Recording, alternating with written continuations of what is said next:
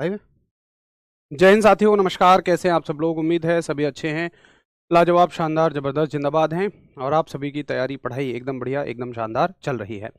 आशा है बढ़िया तरह से आप सभी विषयों का रिवीजन करते हुए चल रहे हैं। क्योंकि मैं हमेशा एक बात कहता हूं कि देखो, हम जो काम कर रहे हैं उसकी आत्मा क्या है, उसकी सोल क्या है। आत्मा का मतलब कि बिल्कुल एट द आर बात क्या है, लास्ट बात क्या है। लास्ट बात है, हम एग्जाम में बैठे होंगे, क्वेश्चंस आएंगे और हमें उनके उत्तर याद होने चाहिए। तो सबसे एंड द मोमेंट है कि हमें याद होना चाहिए।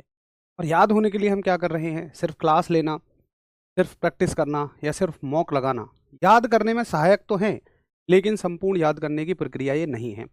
याद आपको तब होगा जब आप उस चीज़ को दोहराएंगे, बार बार उसको रिवाइज करेंगे। तो वो आपको करना पड़ेगा। चलिए, उम्मीद है आप सब जरूर कर रहे होंगे। सभी को गुड मॉर्निंग, नमस्कार। आ जाते हैं अपनी पढ़ाई की बात पर। तो आज देखिए, हम लोग चैप्टर शुरू करेंगे ऑप्टिक्स यानी कि प्रकाशिकी। वो शुरुआत वाला जो भी सीक्वेंस मैंने लिखवाया हो उसके पीछे मत जाइएगा। चैप्टर शुरू करेंगे हम लोग प्रकाशिकी यानी प्रकाश, जो भी आपका नंबर रहेगा चैप्टर का, और उसके बाद हम मैग्नेटिज्म को समाप्त करेंगे। सारे चैप्टर सिलेबस के हिसाब से ही करा रहा हूँ मैं आपको, जितने मैंने लिखवाए हैं उतने मैं आपको कराऊंगा। हमारा प्रकाश और चुंबक दो चैप्टर बचे हैं, ऑप्टिक्स और मैग्नेटिज्म दो चैप्टर बचे हैं। तो पहले हम प्रकाश को कर लेते हैं, पहले हम ऑप्टिक्स को कर लेते हैं, और फिर हम लोग करेंगे चुंबक को यानी कि मैग्नेटिज्म। अच्छा देखिए, एक आज मैं आप सभी से सपोर्ट चाहूँगा, और सपोर्ट ये चाह रहा हूँ मैं कि असल में कल से मैंने जो फाउंडेशन बैच है, आपको जानकारी होगी हमारे एसएससी वाले चैनल पे बिल्कुल फ्री में बैच चला हुआ है, फाउंडेशन बैच। तो कल से फाउंडेशन बैच में फिजिक्स शुरू करने का मैंने प्रॉमिस कर दिया था। असल में वहाँ बहुत समय से फिजिक्स नहीं शुरू हुई है, काफ़ी डिमांड है। तो आज हमें अपने सिलेबस को ख़त्म करना है। देखो, मैग्नेटिज्म में तो कुछ भी नहीं है, मैग्नेटिज्म तो है 5 मिनट का काम। लेकिन ऑप्टिक्स में है लगभग 1.5 क्लास मुझे ऑप्टिक्स में लगती है, यानी 1.5 घंटा मुझे चाहिए। उस काम को हमें, मतलब 1.5 घंटे का मतलब 1.5 क्लास, और 1.5 क्लास का मतलब एक क्लास 45 मिनट की, एक क्लास आधा घंटे की, तो 75 मिनट। तो आज तकरीबन मैं उस काम को लगभग 75 मिनट वाले काम को 55 मिनट में करूंगा, यानी 20 मिनट हमें बचानी होंगी। अब 20 मिनट कैसे हम बचाएंगे? सिलेबस काट के नहीं बचाएंगे, जल्दी चल के नहीं बचाएंगे। जो अंदाज से, जैसे अंदाज से हम पढ़ते आ रहे हैं वैसे ही पढ़ेंगे। स्लो स्लो अपना पढ़ेंगे, समझ समझ के पढ़ेंगे। एक एक स्लाइड आपसे पूछ पूछ के मैं आगे बढ़ूंगा जैसे बढ़ता हूँ। बस लिखने वाले समय को मैं बचाना चाह रहा हूँ, जो मैं दोनों भाषाओं में लिखता हूँ फिर आपको नोट करने के लिए देता हूँ। मैं सिर्फ उस समय को बचाना चाह रहा हूँ। यानी कि आज मैं आपको समझा दूंगा, पीडीएफ से नहीं पढ़ाऊंगा, मैं तो आपको अलग से ही समझाऊंगा। बस उन चीज़ों को बाद में आप नोट पीडीएफ से कर लेना। जैसे मैं आपको ऐसे समझा दूंगा कि क्या होता है प्रकाश, आप इसको नोट बाद में कर लेना। तो सिर्फ ये लिखने वाले समय को मैं बचाना चाह रहा हूँ। कोई दिक्कत तो नहीं है? एक बार सभी बताइए, कोई समस्या तो नहीं है इस चीज़ से? ना सिलेबस कम होगा, ना हमारे पढ़ने की गति बढ़ेगी। सिर्फ और सिर्फ हम लोग लिखने वाले टाइम को बचाएंगे। पीडीएफ के लिए मैंने बोल दिया है। बताइए कौन से बैच में पीडीएफ ठीक से नहीं डली है? मैंने सभी के लिए बिल्कुल कल थोड़ा सा स्ट्रिक्ट होकर ही बोला है। हालांकि टीम बिल्कुल अच्छे से काम करती है, बट दिन में बहुत सारी पीडीएफ हो जाती है, तकरीबन 300 पीडीएफ होती हैं, तो एक आधा मिसप्लेस इधर उधर हो भी जाती है। ठीक है, चलो कोई बात, थैंक यू आपका। और ये कॉपरेशन अगर आपका रहता है तो बाकी चीज़ें बहुत अच्छी चलती हैं। Thank you. चलिए, तो चैप्टर है हमारा प्रकाश। अब देखिए, प्रकाश से क्या आएगा, मतलब अब मैं यहाँ पे ना पूरी डेफिनेशन नहीं लिखूंगा लंबी चौड़ी, केवल समझाने वाली बातें लिखूंगा। प्रकाश यानी कि लाइट, और थोड़ा तेज लिखूंगा यहाँ, तो राइटिंग भी ऐसी रहेगी। आपको नोट तो नहीं करना, इसलिए राइटिंग पे मत जाइएगा। देखिए, सवाल आएगा प्रकाश क्या है, तो एक बड़ी सीधी सच्ची सी परिभाषा है कि प्रकाश वह है जिसके कारण हम देख पाते हैं वस्तुओं को। बिल्कुल सही बात है। आप जिस कमरे में बैठे हो उस कमरे में रोशनी है, प्रकाश है, तभी तो आप देख पा रहे हैं। अगर यहाँ प्रकाश को मैं हटा लूँ, लाइट को बंद कर दूँ, कमरे को बंद कर दूँ, तो कुछ भी आपको नहीं नजर आएगा, पहली चीज। लेकिन ये परिभाषा परीक्षा में नहीं आती है, ये सिर्फ समझने के लिए है। दूसरी बात क्या है, मैं कहता हूं कि प्रकाश एक अनुप्रस्थ तरंग है। किसी को दर्द तो नहीं है?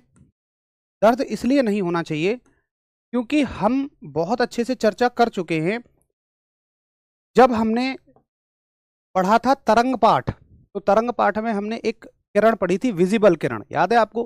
दृश्य प्रकाश जिसको हम कह रहे थे। तो दृश्य प्रकाश किस कैटेगरी में आ रहा था? वो चलने के हिसाब से अनुप्रस्थ था, यानी कि ट्रांसवर्स था। दृश्य में ही प्रकाश आता है, तो अनुप्रस्थ का मतलब प्रकाश जो है वो ऐसे चलता है। और दूसरा मैं ये भी कहता हूं कि ये अयांत्रिक तरंगे हैं। अयांत्रिक भी है यानी कि नॉन मैकेनिकल भी है। तो नॉन मैकेनिकल का अर्थ ये होता है कि इसे चलने के लिए किसी माध्यम की जरूरत नहीं होती है। अगला प्रश्न यहां से ये उठता है, क्या ये निर्वात में चल सकता है? मेरे हिसाब से अगर आपको ये चीज समझ में आती है तो इसको अलग से पढ़ने की जरूरत ही नहीं है कि अगर अयांत्रिक है, इसका अर्थ है कि इसे चलने के लिए किसी माध्यम की आवश्यकता नहीं है, मतलब ये निर्वात में भी चल सकता है। और मैं कहूं तो ये सबसे अच्छे से ही निर्वात में चलेगा। ये क्या कहता है कि मुझे चलने के लिए माध्यम दो ही मत, माध्यम मेरे लिए रुकावट का काम करता है। अगर ये ऐसी जगह चले जो बिल्कुल खाली हो, जहां ना कोई ठोस है, ना कोई द्रव है, ना गैस है, तो इसकी चाल अधिकतम होती है। और कितनी होती है? 3 × 10⁸ मीटर पर सेकंड। इंपॉर्टेंट फैक्ट है, इसको याद रखेंगे। क्या ये निर्वात में चल सकता है? 100% चल सकता है। और इसकी चाल 3 × 10⁸ मीटर पर सेकंड होती है। तो एक बार सभी बताएंगे कि हाँ जी क्लियर है। फाउंडेशन बैच आपका फ्री में चला हुआ है और वो एसएससी आरडब्ल्यू एसएससी चैनल पे चला हुआ है। उसमें सारे सब्जेक्ट आपको फ्री में कराए गए।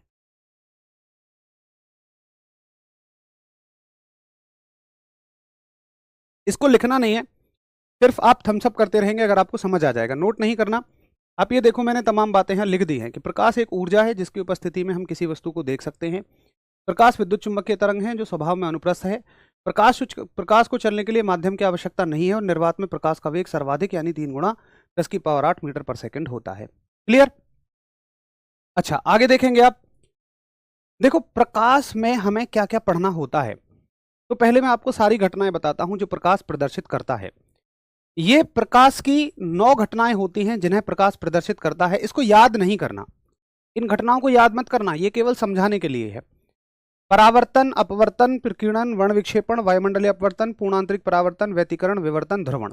Reflection, refraction, scattering, dispersion, atmospheric refraction. Refraction करेंगे इसे, ये रिफ्लेक्शन लिख गया है गलती से, रिफ्रैक्शन। और total internal reflection, interference, diffraction, polarisation. हमारे सिलेबस में जो है वो ये है, ये है, ये है, ये है, ये है, ये है। ये हमारे सिलेबस का पार्ट नहीं है। प्रकाश की घटनाएं 9 हैं हमारे सिलेबस में, उनमें से 6 हमें सिर्फ पढ़नी है। तो सबसे पहले हम शुरू करेंगे परावर्तन से यानी कि रिफ्लेक्शन से। नोट कुछ नहीं करना है आपको। परावर्तन यानी कि रिफ्लेक्शन। अब देखिए रिफ्लेक्शन क्या होता है, परावर्तन क्या होता है। तो ऐसा नहीं है कि परावर्तन कोई प्रकाश के लिए ही रिजर्व टर्म है। भाई, परावर्तन का सिंपल मतलब होता है एक वस्तु का लौट के आ जाना। लेकिन प्रकाश के संदर्भ में हम इसे कैसे समझेंगे? मान के चलो मैं ये कहता हूं यहां एक ऐसा सिनेरियो है, एक ऐसा दृश्य है कि बिल्कुल बाहर पानी पानी है हर जगह, केवल इस कमरे को छोड़कर। मैंने एक बॉल ली, एक बॉल को दीवार में मारा, बॉल टकरा के मेरे पास आ गई। बॉल किस माध्यम से गई थी? आप कहोगे हवा से गई थी। हवा ही तो है यहाँ। क्या बॉल पार करके निकल जाएगी दीवार को, पानी में चली जाएगी? ना, टकरा के वापस हवा में ही आ जाएगी। तो कोई भी चीज जब जिस माध्यम से चले उसी माध्यम में आ जाए, माध्यम के हिसाब से ही पढ़ो, मीडियम के हिसाब से ही पढ़ो। सीधा सीधा ये मत पढ़ो कि जहां से गई वहां आ गई, नहीं, माध्यम के हिसाब से पढ़ो, आगे काम आएगी। कोई भी चीज जिस माध्यम से जाए उसी माध्यम में लौटाए, इसको हम परावर्तन कहते हैं, रिफ्लेक्शन कहते हैं। अगर मैं यहां एक टॉर्च जलाऊंगा तो रोशनी दीवार पे पड़ेगी, कुछ रोशनी खत्म हो जाएगी दीवार पे पड़ के और कुछ वापस मेरे पास लौट जाएगी, सारी दिशाओं में फैल जाएगी। मैं कहूंगा ये प्रकाश का परावर्तन है। परावर्तन हर चीज का हो सकता है, लाइट का भी परावर्तन होता है, लेकिन प्रकाश का परावर्तन ऐसे दीवारों से टकराने पर मेरे किसी काम का नहीं है। मेरे काम का परावर्तन कौन सा होता है, मैं आपको प्रॉपर दिखाता हूं।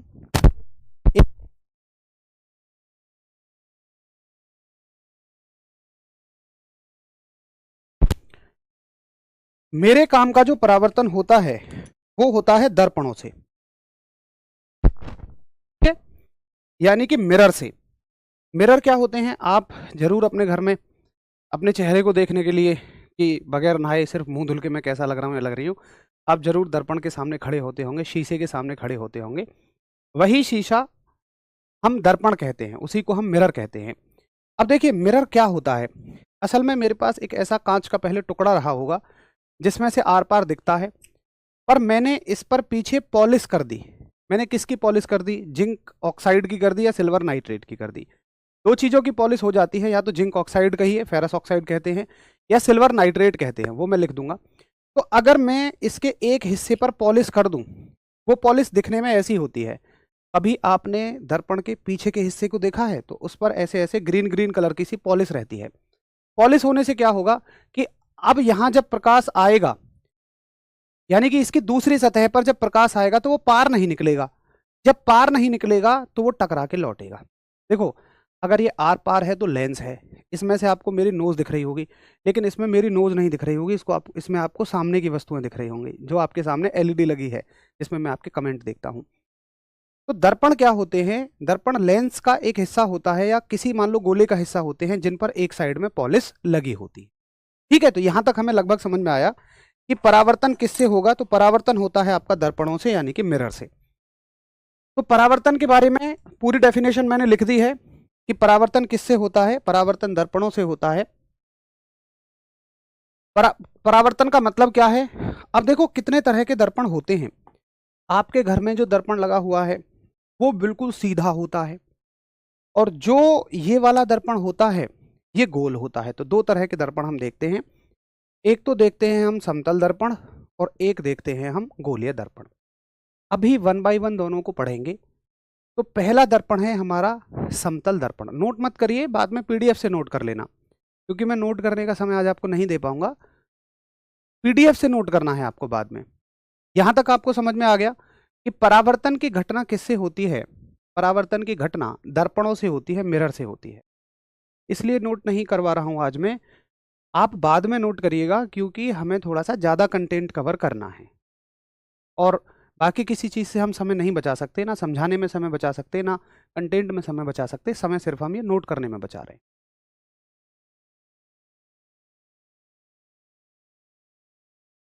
एक बार थम्स अप करेंगे कि हाँ क्लियर है मुझे इतना।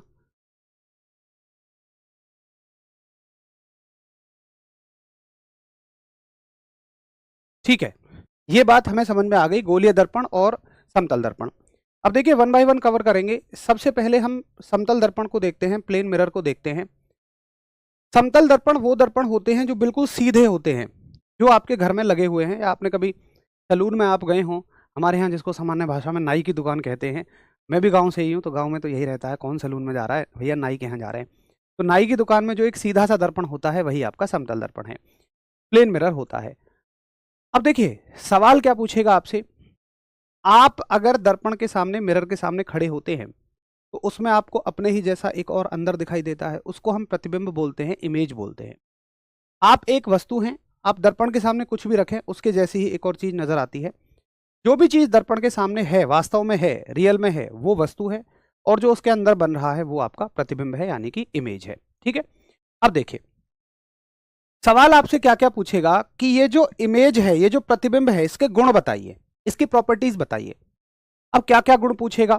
पहला गुण पूछेगा कि बताइए समतल दर्पण से बने हुए प्रतिबिंब का आकार कैसा होता है। अब आकार आप छोटा बड़ा बराबर बताओगे, किसकी तुलना में। आप वस्तु से ही तो कंपेयर करके बताओगे कि भाई वस्तु से बड़ा बना, छोटा बना, या बराबर बना। तो समतल दर्पण तो हमने खूब अच्छे से देखा है। समतल दर्पण में बनने वाला प्रतिबिंब कैसा होता है, समान आकार का होता है, सेम साइज का होता है। तो आप कह दोगे कि भैया जी समान आकार का होता है। आपसे पूछेगा, आप समतल दर्पण से जितनी दूरी पर खड़े हो, दर्पण में प्रतिबिंब क्या उतनी ही दूरी पर बनता है। देखो, भले ही दर्पण एक जगह है, लेकिन आपको ऐसा लगता है ना कि जितनी दूर हम खड़े हैं प्रतिबिंब भी उतना ही पीछे बन रहा है।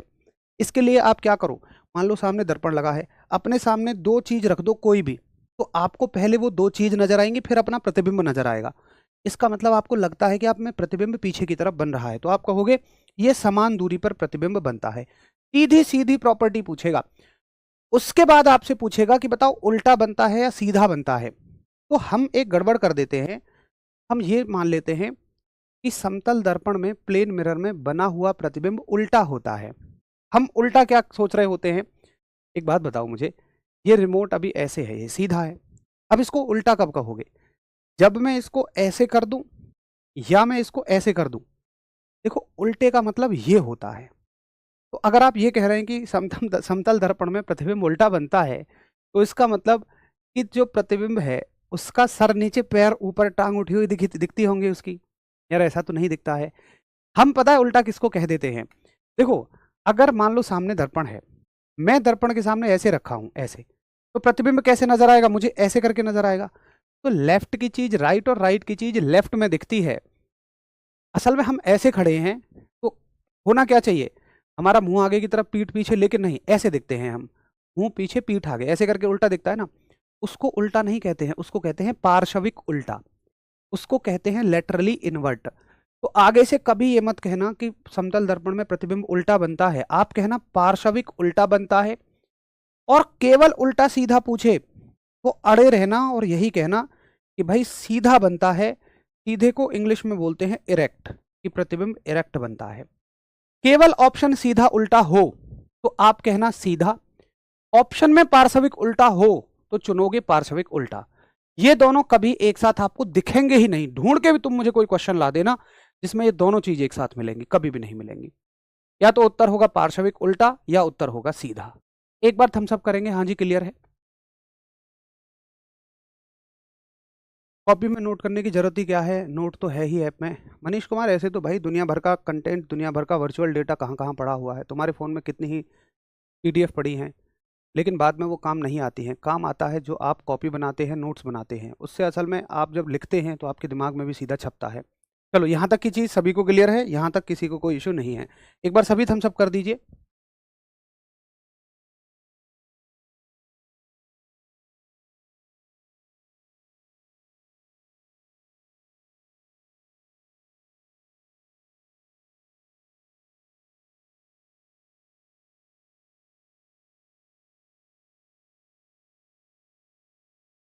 ठीक है, तो समतल दर्पण प्लेन मिरर से हमसे यही 5 बातें पूछी जाती हैं। अच्छा 4 हो गई ना, इसके बारे में बात हो गई, ये हो गई, ये हो गई, ये हो गई। अब सुनो, एक होता है प्रतिबिंब का, प्रतिबिंब का एक गुण होता है कि प्रतिबिंब आभासी है या वास्तविक है, रियल है या वर्चुअल है।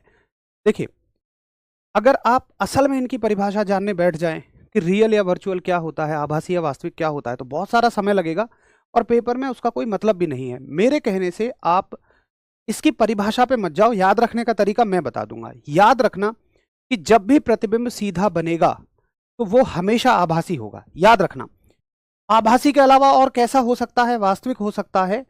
बाकी दर्पण, कोई और दर्पण वास्तविक भी बनाता होगा, लेकिन समतल दर्पण आभासी प्रतिबिंब बनाना है। और आपको यही याद रखना है कि जो भी दर्पण, जो भी मिरर सीधा प्रतिबिंब बना रहा होगा वो आभासी ही होता है। प्लीज इस बात पे फिर मत जाना कि आभासी क्या होता है, वास्तविक होता है, वो समझाइए। उसका पेपर से कोई भी लेना देना नहीं है, कभी भी आपसे नहीं पूछेगा। सिर्फ आपसे इतना पूछेगा कि बताइए समतल दर्पण आभासी प्रतिबिंब बनाता है या वास्तविक प्रतिबिंब बनाता है। तो आपका उत्तर होना चाहिए भैया जी आभासी बनाता है, वर्चुअल बनाता है। और उसका तरीका मैंने आपको याद रखने का बता दिया, क्योंकि सीधा बनाता है। जूल का नियम करा दिया। आप मुझसे क्यों पूछ रहे हो? एक बार कल की क्लास देखिए, कराया है कि नहीं कराया है। बड़े अच्छे से जूल का नियम कराया है। ठीक है, तो समतल दर्पण सीधा और आभासी प्रतिबिंब बनाता है। और सीधा बनाता है तो ये कहने की जरूरत ही नहीं है, सीधे के साथ ही याद हो जाएगा आभासी बनाता है। आगे देखिएगा, ये हो गया हमारा समतल दर्पण। अब चलते हैं हम गोलीय दर्पणों पर। तो गोलीय दर्पण क्या होते हैं भैया जी? गोलीय दर्पण बनाए जाते हैं आपके, एक सेकंड रुको, एक दर्पण कहां चला गया?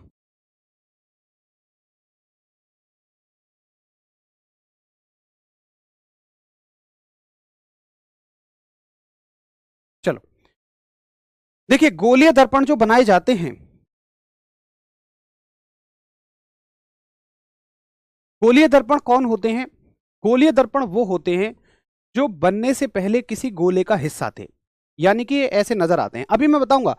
आप गोलीय दर्पण के नाम पे उत्तल अवतल दर्पण पढ़ते हो, और आप क्या पढ़ते हो, एक डायग्राम ऐसे पढ़ लेते हो और एक डायग्राम ऐसे पढ़ लेते हो। ये कभी हमें समझ नहीं आता आखिर ये है क्या, ये कैसे बना, ये दर्पण कहाँ से बना। देखिए मैं आपको बताता हूँ। असल में गोलीय दर्पण ये होते हैं, इनमें से एक दर्पण को हम उत्तल कहते हैं, एक को हम अवतल कहते हैं, एक को हम कॉनकेव कहते हैं, एक को हम कॉन्वेक्स कहते हैं। किसको कॉनकेव कहेंगे, किसको कॉन्वेक्स कहेंगे? देखो अगर आप इस दर्पण को पकड़कर देख पाते तो आपको महसूस होता कि ये दर्पण हल्का सा अंदर से दबा हुआ है, बहुत ज्यादा नहीं, हल्का सा अंदर से दबा हुआ है। और अगर आप इसको पकड़ के देख पाते तो ये दर्पण हल्का सा उभरा हुआ है। बाहर की तरफ निकला हुआ है। तो जो दर्पण अंदर की तरफ दबा हुआ होता है उसको हम अवतल कहते हैं, कॉनकेव कहते हैं, और जो उभरा हुआ है वो कॉन्वेक्स उत्तल कहलाता है। अभी मैं लिख दूंगा।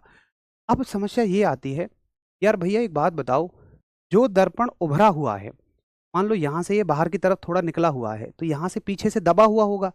अरे जब पीछे से दबेगा तभी तो सामने से बाहर निकलेगा।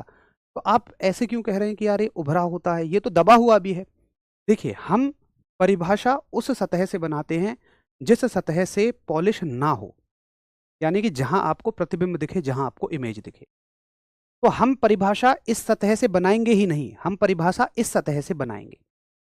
आपका तो बड़ा पॉजिटिव रेस्पॉन्स है, इस तरह से तो और अच्छा समझ में आ रहा है। चलो बहुत बढ़िया, थैंक यू। फिर तो नोट करने में लग जाते हैं तो समझ उतना सही से नहीं आता है। आज मज़ा आ रहा है। चलो फिर तो बहुत बढ़िया है, थैंक यू है। मुझे लगा कहीं इसका उल्टा ना हो जाए। चलो लौट के आते हैं।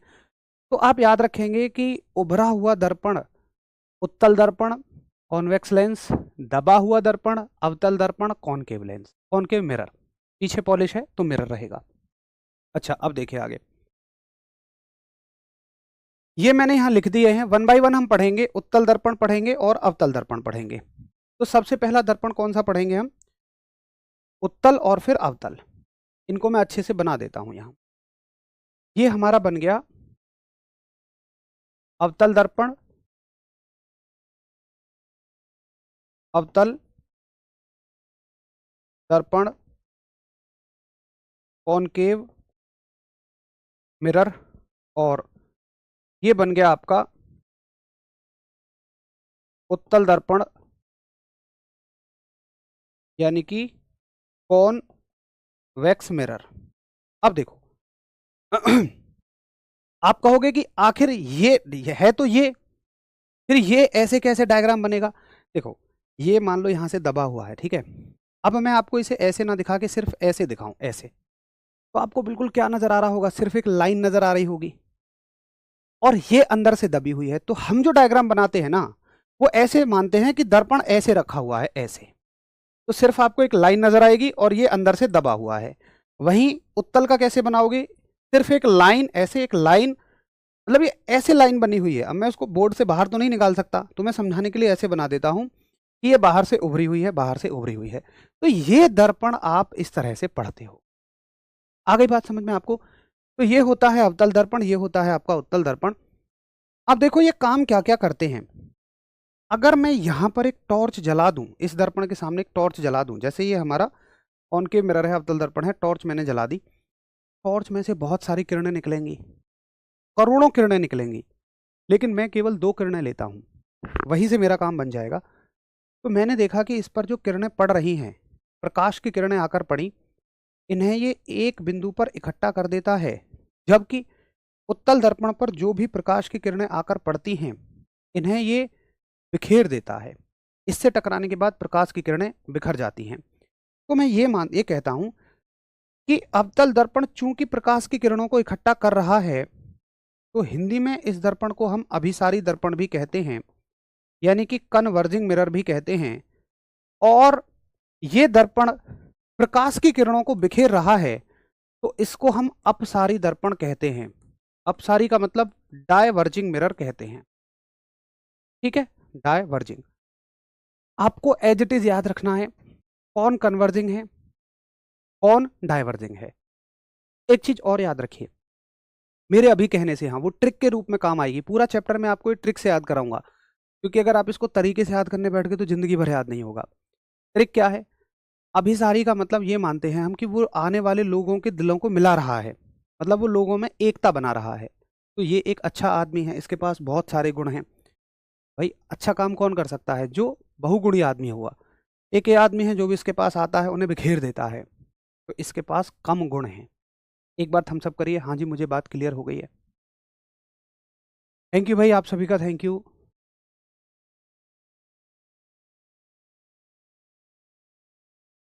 एक बार सभी थम्स अप करिएगा कि हाँ जी, हमें यहाँ तक क्लियर है।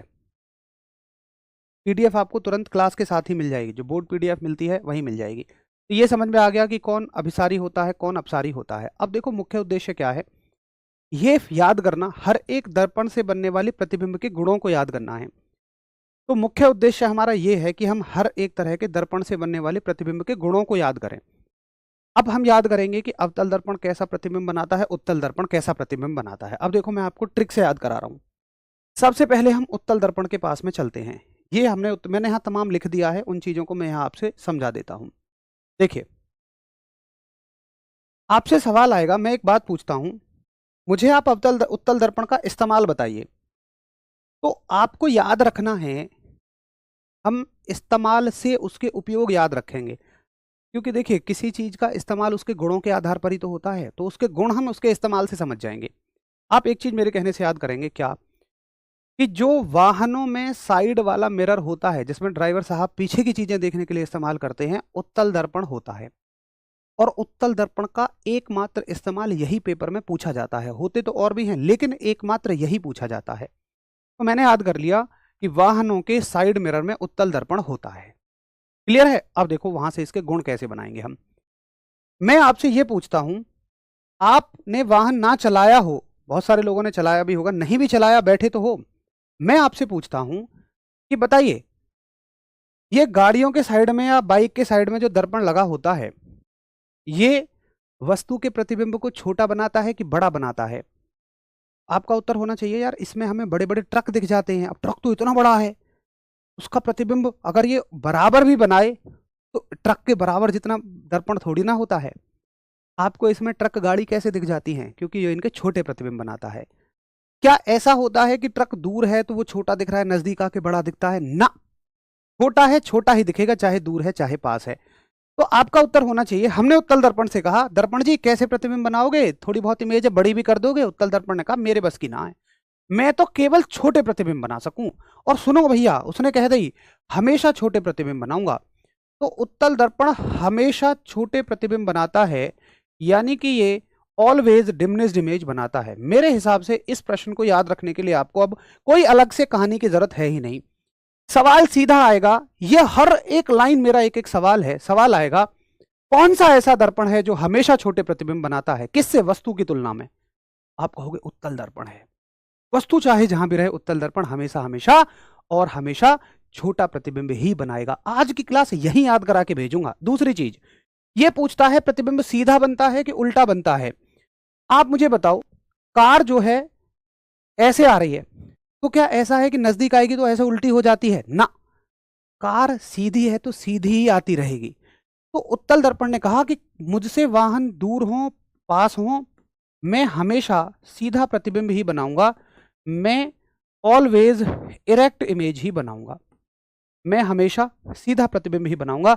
हमने कहा आभासी या वास्तविक? उन्होंने कहा अरे मास्टर जी, इतना तो आपको पता होना चाहिए कि अगर प्रतिबिंब सीधा है तो हमेशा आभासी ही होगा।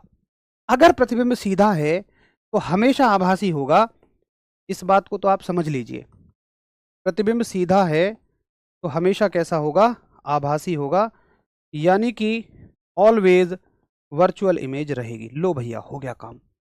मैं कहता हूं इससे बाहर एक सवाल चला जाए, आपसे पूछेगा उत्तल दर्पण का उपयोग क्या है, प्रतिबिंब को हमेशा छोटा कौन सा बना सकता है, हमेशा सीधा कौन बनाता है, हमेशा आभासी कौन बनाता है? तो वो है हमारे उत्तल भाई। उत्तल भाई समझ में आ गए?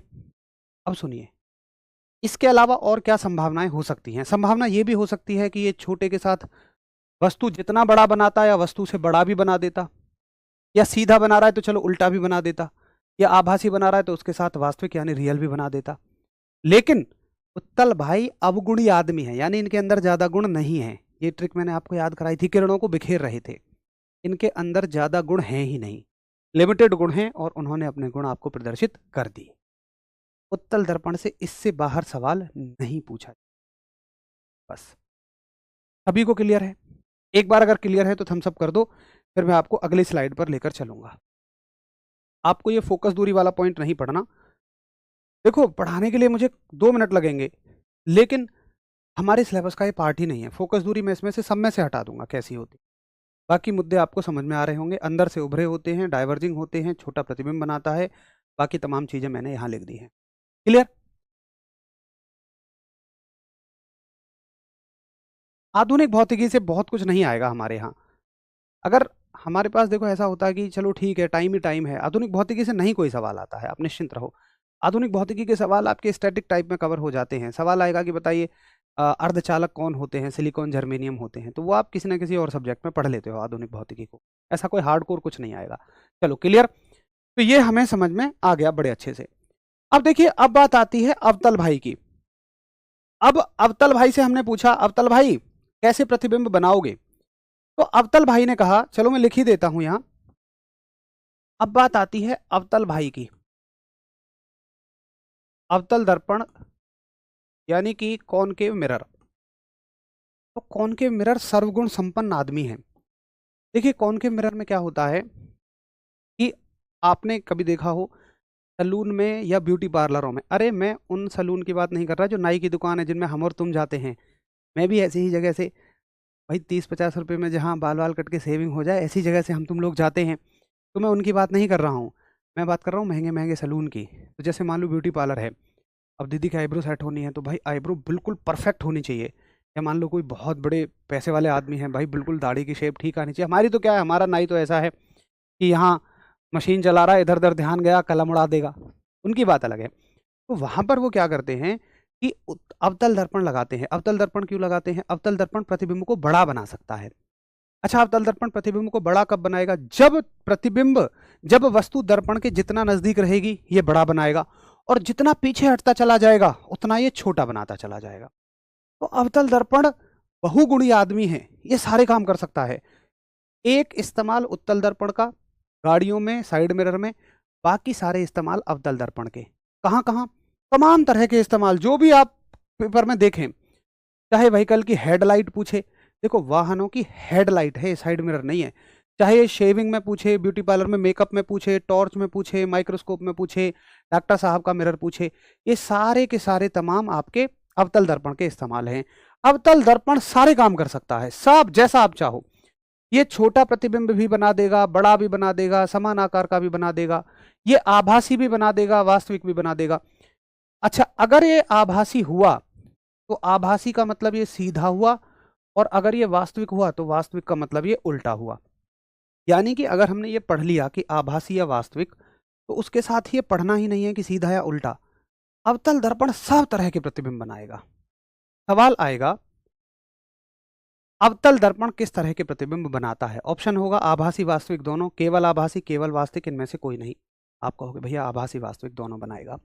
और अगर इमेज हमारी वर्चुअल है तो ये इरेक्ट होगी, और अगर हमारी इमेज वास्तविक है, रियल है, तो ये कैसी होगी? इन्वर्टेड होगी। ये फैक्ट आपको डायरेक्टली याद रखना है। फोकस दूरी से कोई सवाल आपके यहाँ नहीं आएगा, फोकस दूरी हटा देते हैं। और ये कैसे होते हैं? अंदर से दबे हुए होते हैं। क्या भैया आराम से दर्पण याद हो गए? आप जितना मुश्किल पढ़ पढ़ के करोगे उतना मुश्किल बनेंगी चीज़ें, जितना आसानी से पढ़ोगे उतना आसान हो जाएगा। अवतल दर्पण ना आभासी होता है ना, तो क्या पूछना चाह रहे हो आप? अवतल दर्पण ना आभासी होता है ना, पता नहीं क्या पूछ रहे हैं।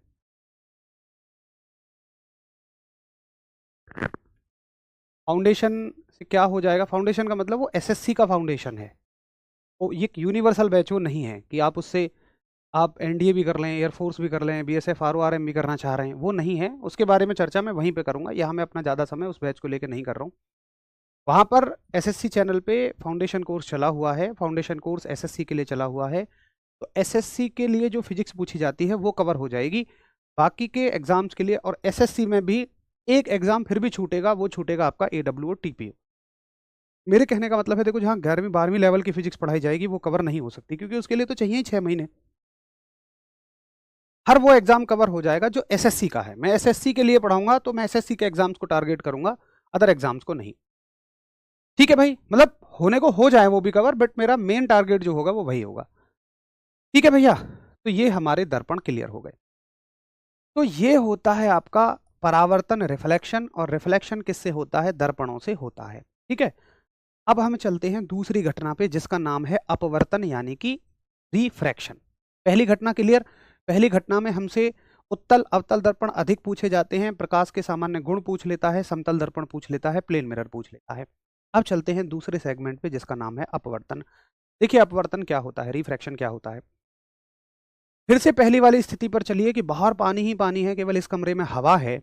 बस बदलाव ये है कि ये दीवारें ईंट की बजाय कांच की हैं। यानी इस तरह के कांच की हैं। अब मैं एक टॉर्च जलाता हूं तो क्या होगा, रोशनी टकराएगी और पार निकल जाएगी। लेकिन समस्या यह है कि अब वो हवा से पानी में चली गई है। एक बात बताओ, तुम मान लो एक नहर के किनारे बनी सड़क पे दौड़ रहे हो, डुक डुक डुक डुक, मैंने तुम्हें उठाया और पानी में डाल दिया, तुम फिर भी दौड़ रहे हो डुक डुक डुक डुक डुक, मतलब नहर में कम पानी है, यहां तक पानी है, डुक डुक डुक, रुका हुआ पानी है, दौड़ रहे हो। तुम्हारी चाल उतनी ही रह पाएगी पानी में जितनी हवा में थी, घट जाएगी।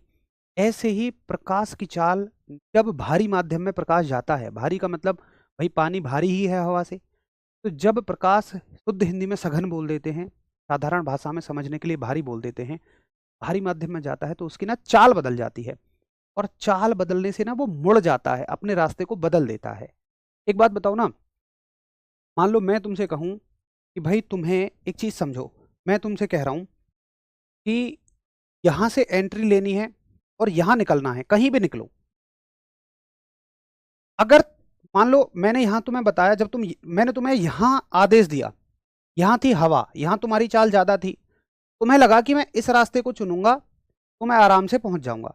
लेकिन जैसे ही तुम यहां पहुंचे, तुम्हें लगा यार यहां तो भाई मेरी चाल कम हो गई और समय उतना ही लगाना है, बस पार निकलना है, तो तुम क्या करोगे? अगर तुम्हारी चाल कम हो गई है तो तुम छोटा रास्ता चुनोगे। तो प्रकाश चुपचाप से एक छोटे रास्ते को चुन लेता है और निकल जाता है बाहर।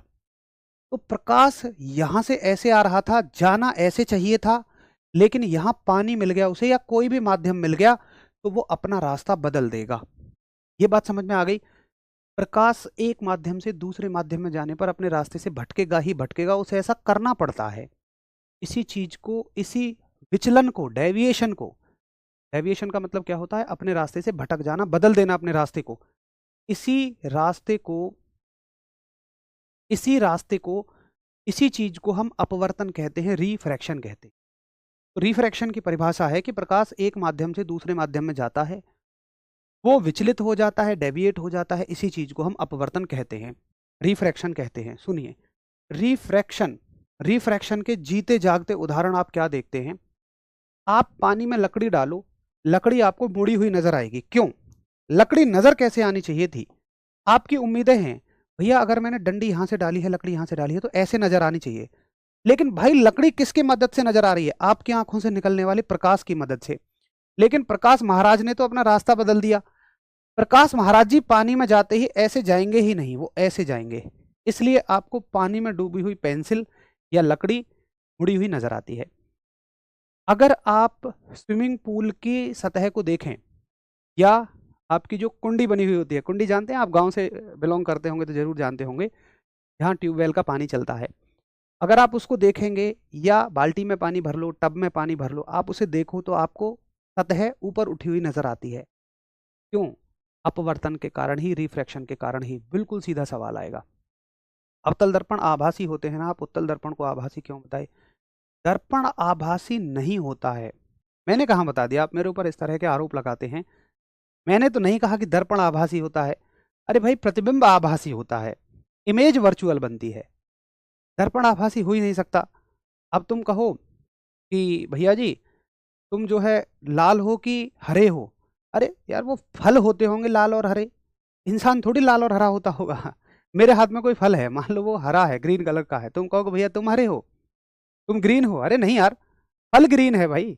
तो दर्पण से बनने वाला प्रतिबिंब आभासी अवास्तविक होता है। ठीक है, चलो। तो पानी का तल हमें कैसा दिखाई देता है? ऊपर उठा हुआ दिखाई देता है। ये अपवर्तन के उदाहरण है, ये रिफ्रैक्शन के उदाहरण है। अब देखिए रिफ्रैक्शन किससे होता है, अपवर्तन किससे होता है? तो भैया जी याद रखेंगे आप कि जो अपवर्तन है वो आपका किससे होता है? वो लेंसों से होता है, वो आपका लेंसेस से होता है। अब लेंस भी कितने तरह के होते हैं? तो दो ही तरह के होते हैं, एक उत्तल होते हैं, एक अवतल होते हैं, कॉनकेव कॉन्वेक्स। इसमें क्या सवाल आएगा? देखिए उत्तल और अवतल में हमसे दर्पण जैसे ही सवाल आएंगे। फिर से एक बार हमें वही पढ़ना पड़ेगा कि कौन आभासी बनाता है, कौन वास्तविक बनाता है। अब मैं आपको और एक ऐसी ट्रिक बता रहा हूं जिससे आपका काम 50% कम हो जाएगा। क्या? आप क्या याद करोगे जब आप दर्पण को अच्छे से समझ लो, याद कर लो कौन सा दर्पण अभिसारी है, कौन अपसारी है, अभी हो सकता है आपको थोड़ा थोड़ा याद हो रहा हो, एक बार रिवाइज करोगे तो 100% याद हो जाएगा। मॉडर्न फिजिक्स में से कुछ भी नहीं आएगा आपके यहाँ, वो बस मैंने फिजिक्स का सिलेबस लिखवाया था शुरू में, उसमें मॉडर्न फिजिक्स नहीं आती है। मॉडर्न फिजिक्स के लिए आप चिंतित निश्चिंत रहिएगा। कहीं कोई सवाल आ जाए तो मुझे मेरे घर से उठा लाना, आधार कार्ड में आपके टेलीग्राम ग्रुप में डाल दूंगा, आप इतने घबराए क्यों रहते हैं। अगली मुद्दे पे आते हैं। आपको जब दर्पण अच्छे से याद हो जाए तो सिर्फ क्या मन में बनाना है कि लेंस दर्पणों के उल्टे होते हैं। सिर्फ लेंस की हर एक चीज उल्टी होती है दर्पणों की। अभी आप उतने अच्छे से रिलेट नहीं कर पाएंगे क्योंकि आपने दर्पण याद नहीं किए। जैसे अगर आप याद करेंगे, देखेंगे तो किरणों को मिला कौन रहा था, यानी अभिसारी कौन होता है दर्पणों में, अवतल होता है, कॉनकेव होता है, और लेंस में ये काम उत्तल करता है। अब मैं कह रहा हूं अलग से याद ही मत करो। आप इस बात को ऐसे क्यों याद कर रहे हैं, फिर तो आप डबल मेहनत कर रहे हैं। भैया उल्टे उल्टे को भी आप याद कर रहे हो, फिर क्या फायदा यार। आप सिर्फ ये याद रखो कि लेंस दर्पणों के उल्टे होते हैं। अगर पेपर में सवाल आए कि बताइए उत्तल लेंस अभिसारी होता है या अपसारी, आप दर्पण के बारे में सोचिए। अगर उत्तल लेंस का सवाल आता है तो आप अवतल दर्पणों में अवतल का उत्तर सोचिए। अगर लेंस में कॉन्वेक्स का सवाल पूछा है तो आप मिरर में कॉनकेव का आंसर सोचिए, वही कॉन्वेक्स का हो जाएगा। अभी आपको इतना अच्छे से रिलेट नहीं होगा, एक बार याद कर लोगे तो मजेदार रिलेट होगा। हमने देखा उत्तल दर्पण ऐसा है, कॉन्वेक्स मिरर ऐसा है जो हमेशा सीधा आभासी छोटा प्रतिबिंब बनाता है, always diminished, always real, sorry always virtual, always erect image बनाता है। और लेंसों में यह काम अवतल करता है। जब सवाल पूछे तो ध्यान से देखना उसने दर्पण कहा है या लेंस कहा है, उसी के हिसाब से उत्तर कर देना। तुम बस दर्पण याद रखो, लेंस अपने आप याद हो जाएगा। अभी मत देखो इनको ज्यादा, देखो सब चीज वही है, सब चीज वही है। आप एक बार याद करके देखना, अवतल लेंस के गुण लिख दिए मैंने, अवतल लेंस क्या करता है। देखो ये मैंने प्रैक्टिकल डायग्राम लगाया है, आपको अगर याद हो तो दर्पणों में अवतल जो है वो किरणों को इकट्ठा कर रहा था और लेंसों में अवतल बिखेर रहा है। मिरर में कॉनकेव किरणों को इकट्ठा कर रहा था और यहां ये बिखेर रहा है। हो गया क्लियर। तो लेंस हमें अलग से याद करने ही नहीं। एक बार फटाफट से बताओ कि हाँ जी भैया क्लियर है हमें। इनको आप एक बार बाद में देखना, 100% समझ में आ जाएगा। सिर्फ लेंस में आपको उल्टा कर देना है किसका, मिरर का, यानी कि दर्पण का। उसके बाद इसके यूज पूछे जाते हैं कि बताइए अवतल या उत्तल लेंस के यूज क्या होते हैं। तो देखो लेंस के यूज याद रखने के लिए मैं आपको एक ट्रिक बता रहा हूं। अवतल लेंस का यूज याद रखो और उत्तल लेंस का यूज याद रखो। पहले हिंदी वाले देखो फिर इंग्लिश वाले। दो तरह के दृष्टि दोष होते हैं, नाम सबने सुने हैं, दूर दृष्टि दोष, निकट दृष्टि दोष। एक चीज और याद रखना दृष्टि दोषों में, कि जैसे मैं कह रहा हूं किसी व्यक्ति को दूर दृष्टि दोष है, तो सुनने में कैसा लगता है।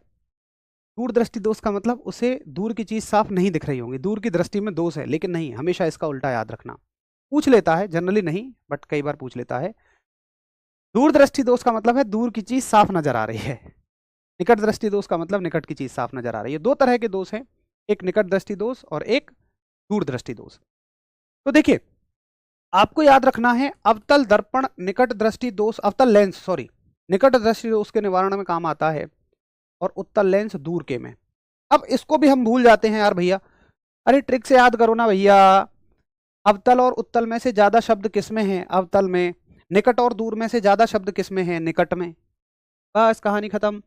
ज्यादा शब्द वाले के लिए ज्यादा शब्द, कम शब्द वाले के लिए कम शब्द, खत्म। अब कुछ मैं बताऊं, अगर आप सही से पढ़ रहे हैं तो आप कुछ याद ही नहीं करेंगे। आप सिर्फ ये कहोगे कि भैया हमें ज्यादा वाले को ज्यादा दे देंगे, कम वाले को कम। याद ही मत करो, इतना तो है दिमाग में यार। निकट दूर अवतल उत्तल, बस। इंग्लिश वाले, इंग्लिश वाले भाई आ जाओ। अब हिंदी वाले बिल्कुल मत देखना इस चीज को, अगर कंफ्यूज नहीं होना है तो। इंग्लिश वाले साथी देखिए, दो तरह के हमारे पास लेंस हैं, एक कॉनकेव है एक कॉन्वेक्स है। कॉनकेव के लिए हम मायोपिया, हमारे पास एक समस्या होती है आंखों में, उसके लिए कॉनकेव। और हाइपरमेट्रोपिया, हाइपरमेट्रोपिया में हमें दूर की चीज साफ नहीं दिखती है। अब देखो आप इंग्लिश वाले कैसे याद रखो, इसमें से और इसमें से ज्यादा शब्द किसमें है, इसमें है। इसमें से और इसमें से ज्यादा शब्द किसमें है, इसमें। तो कम शब्द वाले के लिए ज्यादा शब्द वाला, ज्यादा शब्द वाले के लिए कम शब्द वाला, कहानी खत्म। कुछ भी याद ही नहीं रखना, इंग्लिश वाले उल्टा याद रखेंगे। ठीक है, मेरे हिसाब से आपको पूरी तरह से अपवर्तन क्लियर हो गया होगा। अपवर्तन के उदाहरण, लेंस और लेंसों के उपयोग। अगर ये क्लियर है तो फिर मैं आपको अगली घटनाओं पे लेकर चलता हूं। एक बार ना आप शायद थोड़ा पीछे चल रहे हैं मुझसे, यस लिख के भेजो कमेंट में अगर यहां तक कोई समस्या नहीं है। मैं फिर आपको अगली घटनाओं पर लेकर चलता हूं। परावर्तन यानी कि दर्पण, अपवर्तन यानी कि लेंस हमारा ओके है।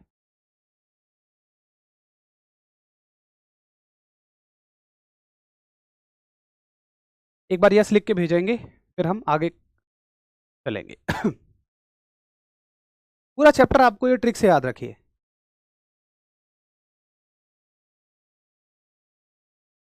ठीक है, हो गया, बहुत बढ़िया, सभी का थैंक यू। अगली घटनाओं पर चलते हैं। अगली घटना है एक वर्ण विक्षेपण, नंबर 3 घटना। अब देखो, जितना समय हमें शुरू की 2 घटनाओं में लगा है उसका आधे का आधा समय हमें बाकी 4 घटनाओं को पढ़ने में लगेगा। कुल 6 घटनाएं पढ़नी है। लेकिन अगर मैं कहता हूं कि आपके सिलेबस में से फिजिक्स में से एक सवाल आएगा और वो इस चैप्टर से आएगा, तो जितना अब तक हमने पढ़ लिया 50% चांस है कि इससे आए, और जितना अब हम आगे पढ़ेंगे 10-15 मिनट में 50% चांस है कि इससे आए। अगली 4 घटनाएं बहुत इंपॉर्टेंट हैं, बहुत आसान है, एकदम से टक से समझ में आ जाएंगे। देखो कैसे, देखिए एक होता है प्रिज्म। मैं आपको दिखाई देता हूं, मेरे पास जादू की पेटी में सब उपलब्ध है, कोई लेना गया हो बस।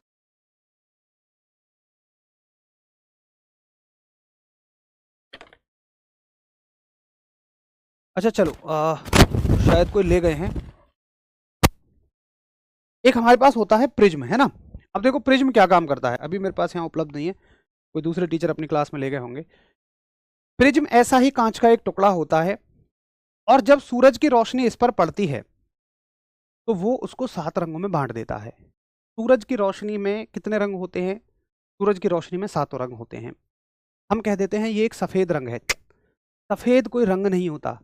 जब 7 रंग मिल जाते हैं, मुख्य 7 रंग होते हैं, वो मिल जाते हैं तो सफेद दिखना शुरू हो जाता है, और जब वो ना हो तो काला दिखना शुरू हो जाता है। सफेद और काला अपने आप में कोई रंग नहीं है, तो इसको हम कभी सफेद रंग नहीं कहते।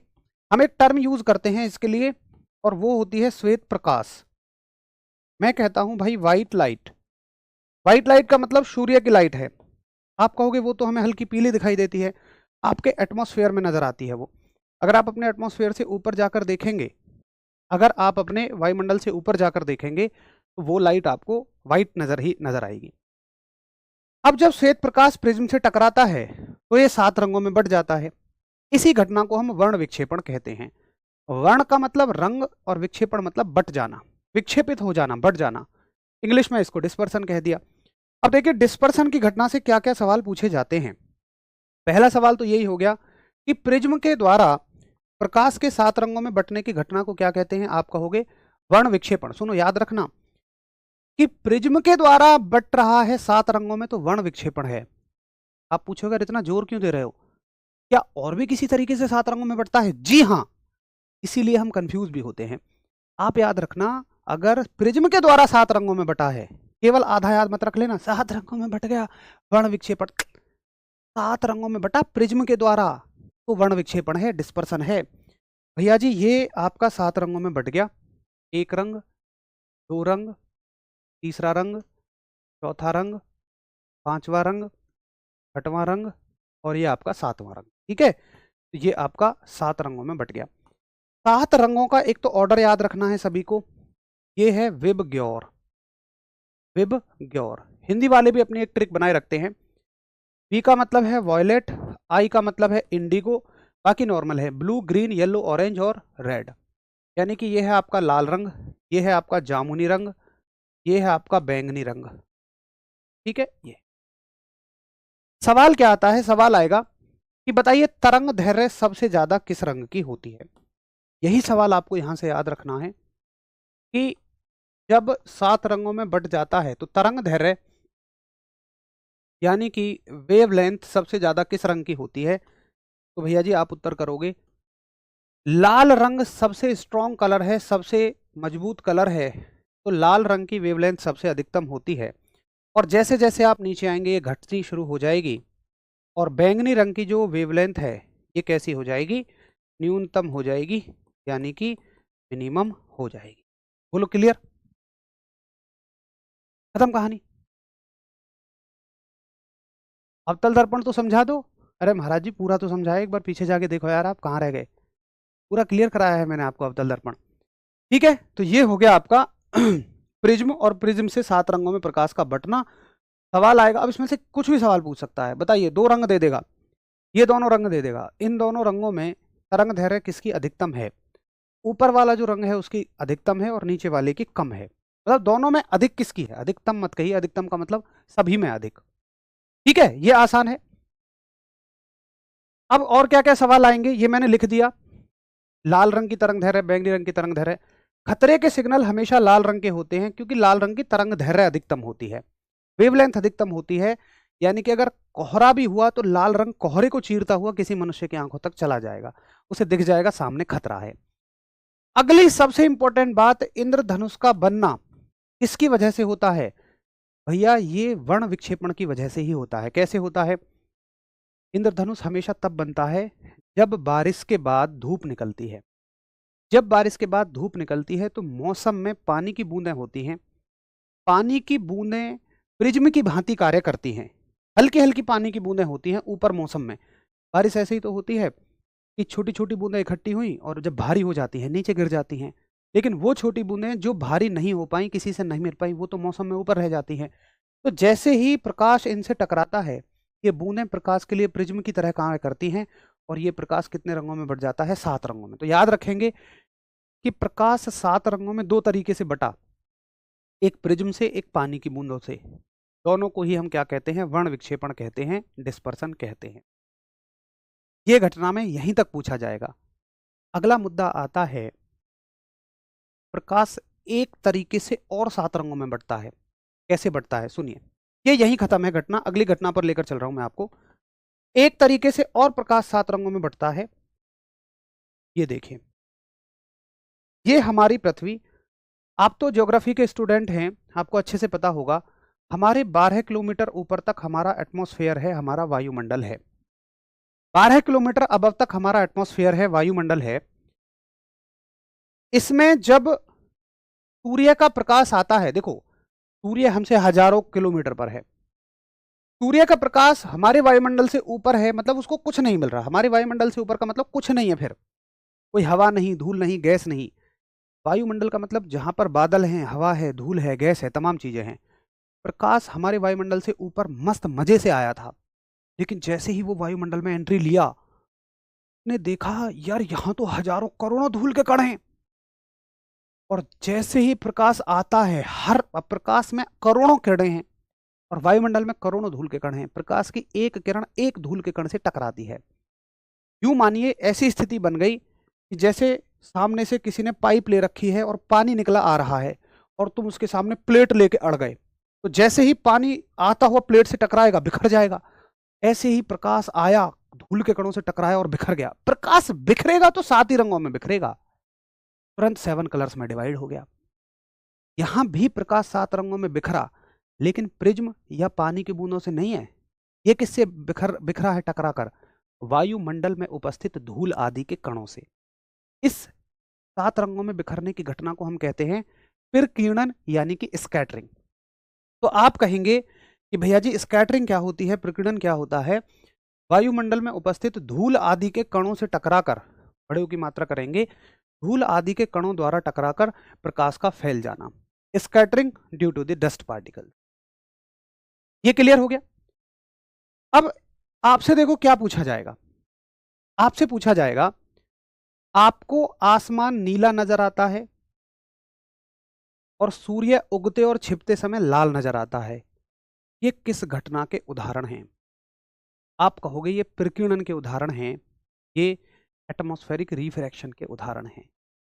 अभी ऐसे सवाल नहीं पूछा जाएगा कि ऐसा क्यों होता है, क्यों आसमान नीला दिखता है, क्यों हमें एटमॉस्फेरिक रिफ्रैक्शन में ये दिखता है। जरूर आपकी उत्सुकताएं होंगी ये जानने की, लेकिन देखो टाइम का बिल्कुल कंस्ट्रेंट है, लिमिट्स हैं टाइम की। मैं इस वजह से उन चीज़ों को नहीं एक्सप्लेन कर रहा हूं जिनका हमारे एग्जाम से कोई मतलब नहीं है। अगर किसी साथी को अभी तक के पढ़े हुए में कहीं भी कोई भी डाउट भी है, तो आप एक काम कर सकते हैं। एसएससी चैनल पर एक बैच चल रहा है, उसी में कल से मेरी क्लास चलेगी, फिजिक्स की, सुबह 8 बजे चलेगी। आपका कोई टॉपिक छूट गया है, कुछ भी हो गया है, तो आप उस बैच में आके, वो फ्री में बैच है, उस बैच में आके इन क्लासेस को ले सकते हैं। वहां पर आपके सारे डाउट, कुछ छोटा मोटा बचेगा तो वो क्लियर हो जाए। ठीक है। जिन साथियों का मन है कि हमें मॉडर्न फिजिक्स पढ़नी है, आप वहां से पढ़ लीजिएगा। आपके कोर्स के लिए मॉडर्न फिजिक्स की कोई आवश्यकता नहीं है। ठीक है भैया। तो याद रख लेंगे, सवाल आएगा कि बताइए आसमान का नीला दिखना और सूर्य उदय और अस्त के समय, उगते और छिपते समय आपको लाल दिखाई देता है, या रक्ताभ भी बोल देता है इसको, ये किस घटना का उदाहरण है? तो आप कहेंगे प्रकीर्णन का, यानी कि स्कैटरिंग का। ठीक है, ये घटना क्लियर हो गई। इसमें इतना ही पढ़ना है। अगर आपको ऐसा लग रहा हो कि आज मुझे फिनिश करना है तो ही मैं मुझे अंदर से ऐसा आ रहा है, कहीं आपको ऐसा ना लग रहा हो कि मैं ये टाइम का कंस्टेंट ये कह रहा हूँ कि आज ही खत्म करना है ना। मैं रेगुलर भी पढ़ाता, नॉर्मल भी पढ़ाता, तब भी मैं आपसे यही बात कह रहा होता। ऐसी कोई बात ही नहीं। ठीक है भाई, अगली घटना पे चलते हैं। अब देखो, एक अगली घटना बड़ी शानदार घटना होती है। ये हम पृथ्वी पर रह रहे हैं, ये हमारा वायुमंडल है। आप रात में आए हो, उनसे आपकी लड़ाई हो गई है, और आप फोन में गाने सुन रहे हो लेटे हुए छत पे, और ऊपर की तरफ तारों को देख रहे हैं। आप सीधे देख रहे हैं, आपको लग रहा है कि तारा जो है वो बिल्कुल सीधा मुझे नजर आएगा। लेकिन देखिए असल में क्या होता है, हमारे, आपको ऐसा लग रहा है कि प्रकाश ऐसे जाना चाहिए, तारा बिल्कुल ऊपर दिख जाना चाहिए जहां भी तारे हैं। तारे सूर्य से भी बहुत दूरी पर हैं, तारे बहुत दूर हैं। लेकिन समस्या क्या होती है कि देखो, हमारा एटमॉस्फेयर 12 किलोमीटर तक है। अगर आप इसमें ऊपर की हवा को देखोगे तो ये गर्म होती है, और जैसे जैसे नीचे आएंगे ठंडी होती चली जाती है। ऊपर की हवा गर्म होती है और जैसे जैसे नीचे आएंगे ठंडी होती हुई चली जाती है।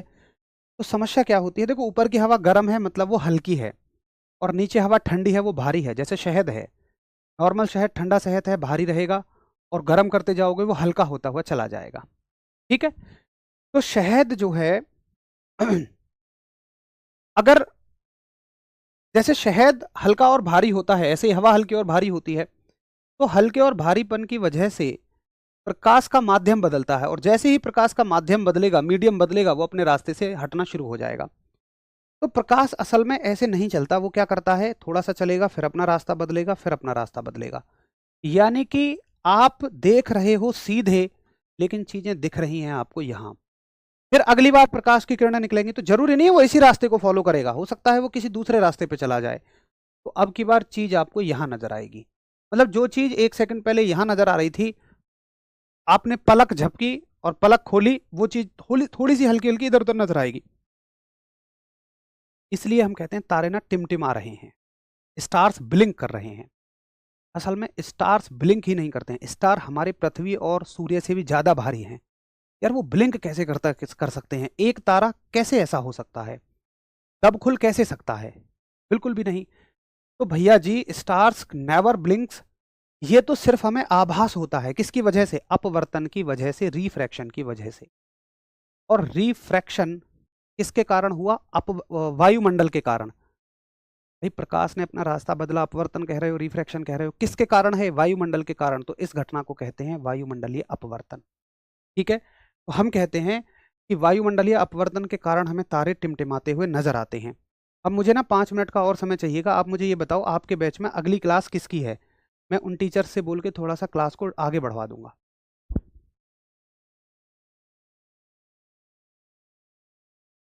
अरे भैया चलो ठीक है, मैं मॉडर्न फिजिक्स करा दूंगा आपको, लेकिन आपको मेरे साथ एक कॉपरेट करना होगा। अभी मैग्नेटिज्म भी रह गया है, और आपकी ऑप्टिक्स भी रह गई है। अब मैं उसको आपको करा पाऊंगा अगले संडे। ठीक है। मैं उस क्लास को आपको संडे में करा पाऊंगा, और संडे में भी मैं आपको टाइम बता दूं। एक सेकंड रुको।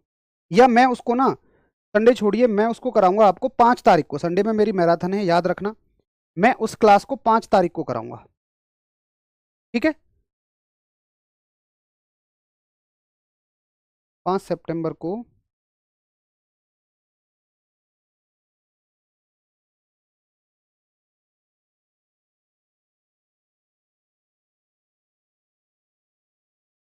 दीपक सर की क्लास है ना? अच्छा, किसी बैच में दीपक सर की क्लास है, मैं बोल देता हूँ। भाई विकास,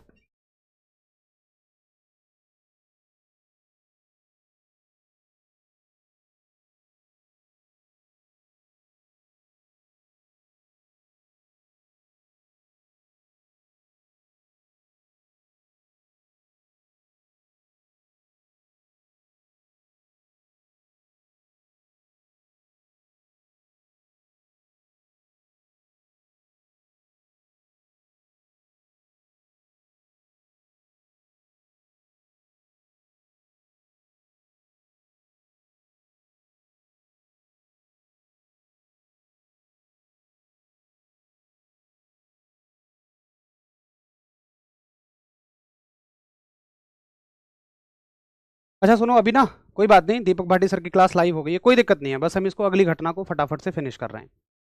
कोई बात नहीं, कोई बात नहीं, बस 2 मिनट में हम इसको ओवर कर रहे हैं। अब देखो, मॉडर्न फिजिक्स आप पढ़ना चाहते हैं, मैं करवा दूंगा। आप पढ़ना चाहते हैं मॉडर्न फिजिक्स के साथ साथ ऑप्टिक्स, सॉरी मैग्नेटिज्म। मैग्नेटिज्म का थोड़ा सा पार्ट रह गया है, क्योंकि कल मैंने फाउंडेशन बैच में बोल ही दिया है कि हमें वहाँ सिलेबस शुरू करना ही करना है।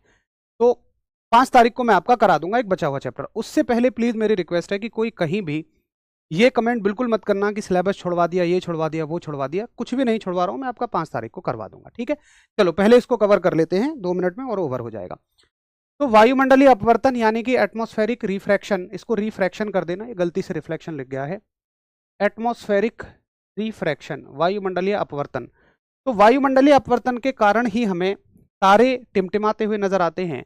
एक घटना और याद रखना, सूर्य उगने से 2 मिनट पहले दिखता है हमें और 2 मिनट बाद तक नजर आता है। क्यों आता है उसके बारे में हम नहीं जाएंगे, सिर्फ इतना पूछा जाएगा, सूर्य उगने से पहले और उगने के बाद तक नजर आता रहता है, ये किस घटना का उदाहरण है? तो ये वायुमंडलीय अपवर्तन का उदाहरण है। एक लास्ट घटना और है 1 मिनट की, पूर्ण आंतरिक परावर्तन, टोटल इंटरनल रिफ्लेक्शन। देखिए, अगर आप मान लो दिसंबर के महीने में सड़क को देखें नॉर्मल, तो होता क्या है कि प्रकाश आएगा और टकराकर वापस चला जाता है। लेकिन जून जुलाई के महीनों में ऐसा नहीं हो पाता, प्रकाश आएगा और टकराकर यहीं अटका हुआ रह जाएगा। ऐसा क्यों होता है उस बारे में नहीं जाना है, क्यों से सवाल आपके स्तर पे नहीं आएगा, सिर्फ आपको याद रखना है होता है। होगा क्या, जब प्रकाश वहीं बार बार टक्कर मारता रहेगा तो वहां पर एक चमक बन जाएगी और आपको ऐसा लगेगा जैसे सड़क पे पानी भरा हुआ है। इसको बोलते हैं मरीचिका यानी कि मिराज। तो मिराज किस कारण से बनती है, मरीचिका किस कारण से बनती है? मरीचिका का कारण है प्रकाश पूरा का पूरा अंदर ही अंदर परावर्तित होता रहेगा, प्रकाश टोटल का टोटल इंटरनली रिफ्लेक्ट होता रहेगा। सवाल आएगा मरीचिका किस घटना का उदाहरण है? पूर्ण आंतरिक परावर्तन का उदाहरण है, ठीक है। अगली चीज देखिए, सवाल आएगा हीरे की चमक, शाइनिंग ऑफ द डायमंड।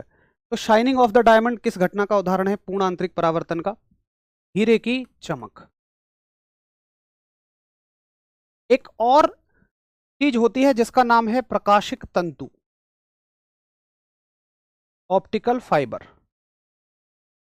सिर्फ आपसे पूछा जाएगा ऑप्टिकल फाइबर किस सिद्धांत पर कार्य करता है, तो याद रखेंगे पूर्ण आंतरिक परावर्तन पर कार्य करता है। बस यहां तक हमारा प्रकाशिकी है, ऑप्टिक्स है।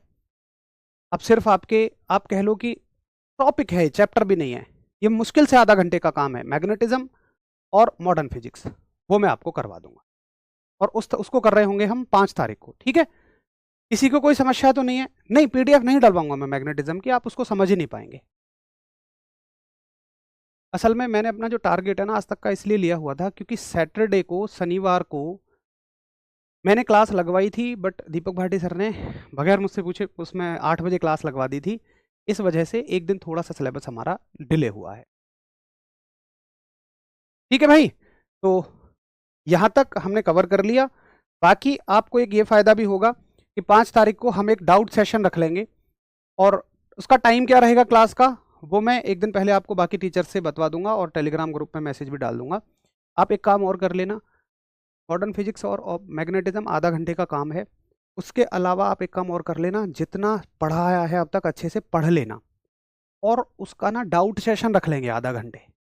तो आधा घंटे बढ़िया से हम डाउट सेशन रख लेंगे। असल में ये क्लास 3 बैच में जा रही है, तो एक बैच के साथियों का, एसएससी जीडी वाले बैच के साथियों की दूसरी क्लास शुरू हो चुकी है, इसलिए हम इस क्लास को अभी और एक्सटेंड नहीं कर सकते हैं, नहीं तो मुझे कोई दिक्कत नहीं थी, मैं अपने अगले बैच की क्लास ऑफ करा के इसको पूरा करा देता। बट आप निश्चिंत रहें यार, इतना तो भरोसा आपको मेरे पर होगा ही कि जो टॉपिक बचा हुआ है 5 तारीख को मैं उसको बड़े अच्छे से बढ़िया तरीके से आपको करवा दूंगा, ठीक है। तो आज हम कह सकते हैं कि हमने लगभग 98% सिलेबस को अपना कंप्लीट कर लिया है, और जो भी हमारा एक पार्ट बचा हुआ है उसको हम बढ़िया तरीके से 5 तारीख को कंप्लीट करेंगे। अब ये बैच ओवर हो चुका है, एक क्लास इसकी बची हुई है जिसको हम 5 तारीख को कंप्लीट कर रहे होंगे, और उसके बाद ये आपका बैच कंप्लीट हो जाए। एक बहुत बढ़िया अनुभव, एक बहुत शानदार एक्सपीरियंस आप सब लोगों के साथ में रहा। कहना तो बहुत कुछ है, लेकिन 5 तारीख को चलिए बात रखेंगे। अभी चूंकि दूसरी क्लास शुरू हो चुकी है तो थोड़े से समय में मैं बात कह रहा हूँ। एक बहुत बेहतरीन एक्सपीरियंस मेरा इस बैच के साथ में रहा। आप सब लोगों ने बड़े ध्यान से, मन से पढ़ा। कुछ भाई जो हमारे बहनें जो थोड़ा बहुत इधर-उधर के सवालें पूछते भी, वो भी बाद में समझाने पर समझ जाते थे। ओवरऑल एक बहुत शानदार एक्सपीरियंस आप सभी के साथ में रहा। थैंक यू, नमस्कार, टाटा, बाय-बाय। मिलते हैं फिर 5 तारीख को आखिरी क्लास में। जय हिंद, जय भारत। तब वहाँ और ज़्यादा बातें करेंगे।